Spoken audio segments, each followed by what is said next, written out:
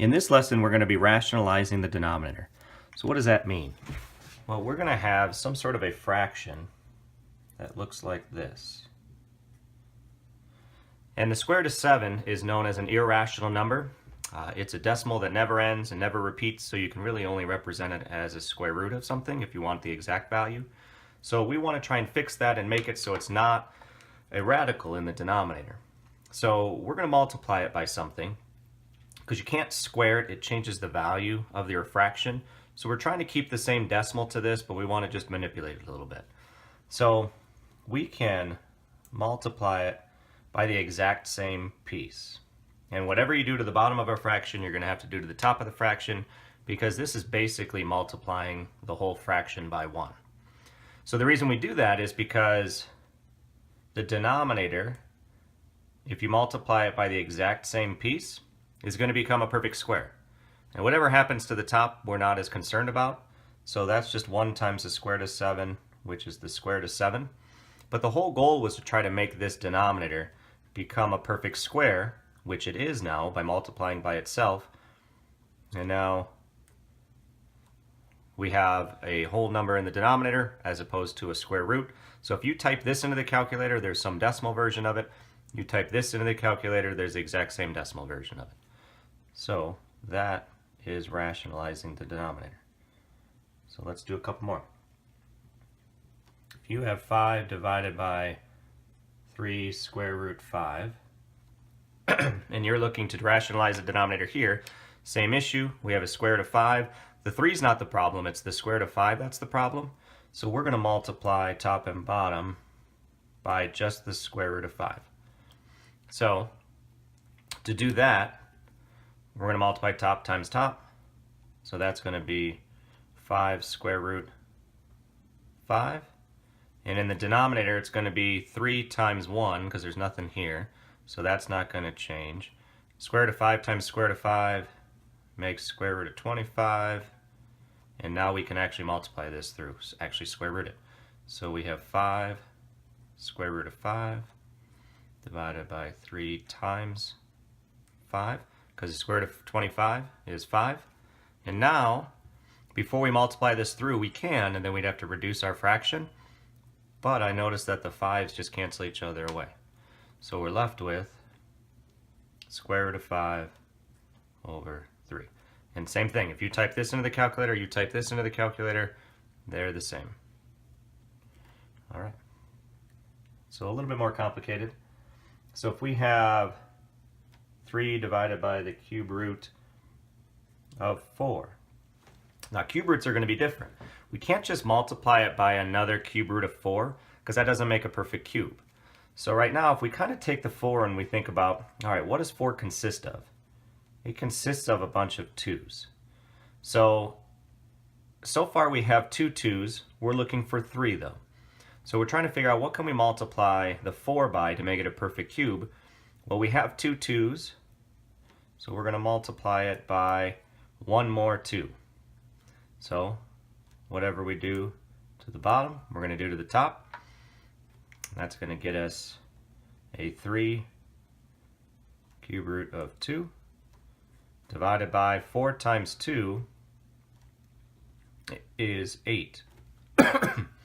So the cube root of 8 is actually something we can cube root. So the good idea is to take this, whatever this number is, and break it apart into its smallest terms, figure out how many you have, how many you need, and then multiply by whatever it's missing.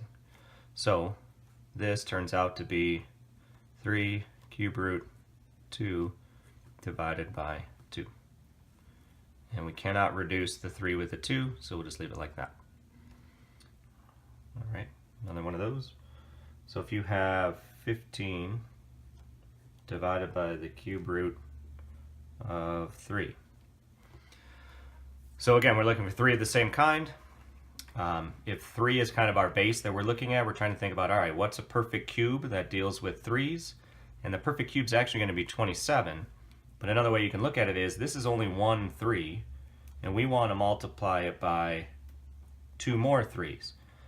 That would make 3 total 3's.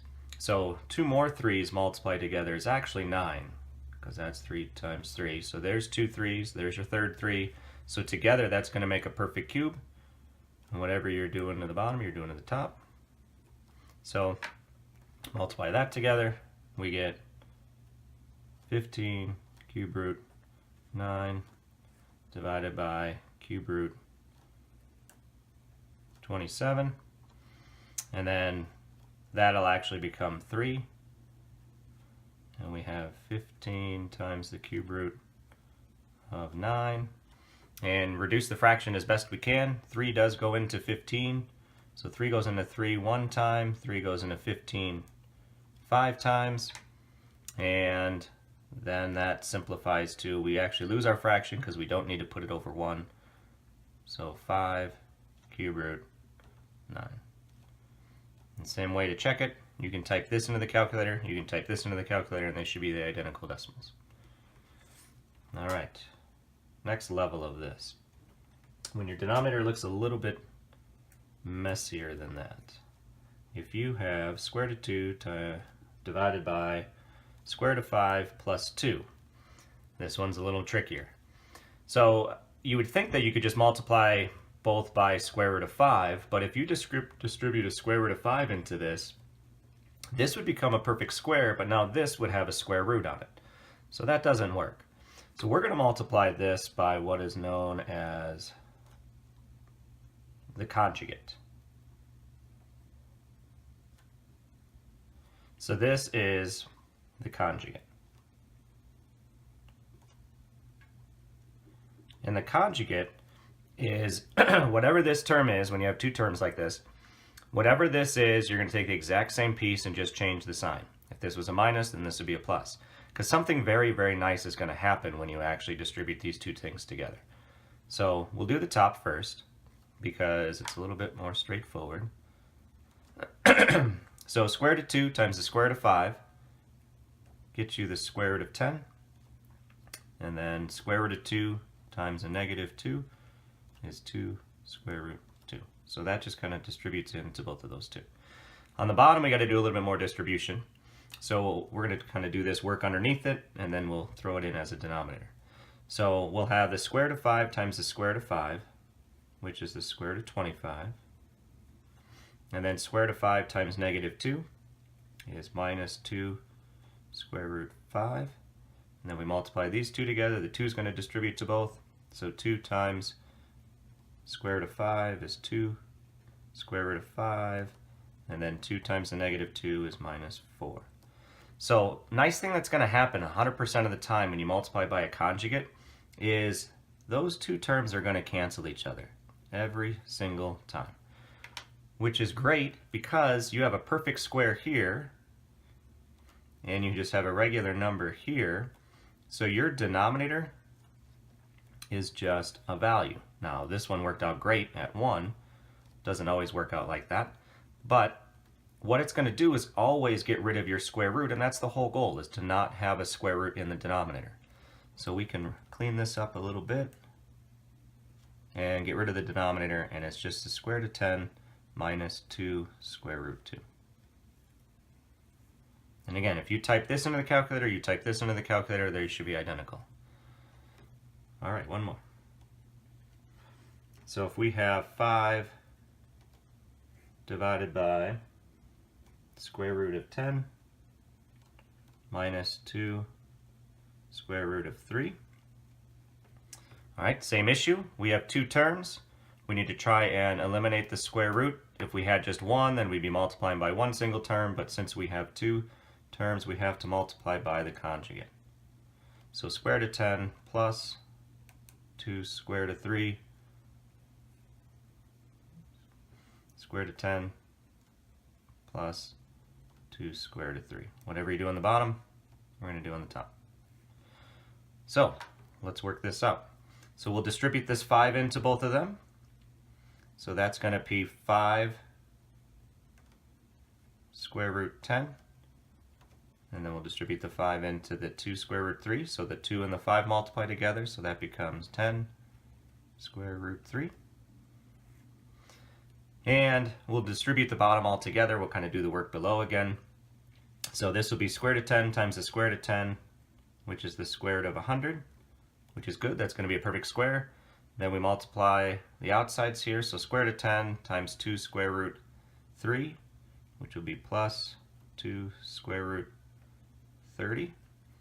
And then the same two pieces will multiply together except for a negative sign, so minus 2 square root 30. And then negative 2 times the negative 2 will be a negative 4. Square root of 3 times the square root of 3 will be the square root of 9. So, as always, these will cancel each other away. And square root of 10, or square root of 100 is 10. This is actually a 4 times the square root of 9, and the square root of 9 is 3. So it's really going to be 4 times 3. So that'll get us a minus 12, which will equal negative 2. So our denominator is negative 2. Now usually we won't leave a negative in the denominator, so we're going to apply it to the numerator instead. So when that happens and we want to make this a positive 2, we have to change the sign. So if we're changing the sign on the bottom, we're going to change the signs on the top if we're going to apply it to the top. So we'll have a negative 5 square root 10 minus 10 square root 3. All right, so this is one way to write your answer. Another way to write your answer is if they want you to break it up. So we'll take that negative 5 square root 10 divided by 2 minus 10 square root 3 divided by 2. So it's essentially just taking that denominator and applying it to both terms. And then sometimes you can simplify this a little bit. Like this we can simplify, this we can't. So the 10 and the 2 will simplify, that'll become a 1, this will become a 5.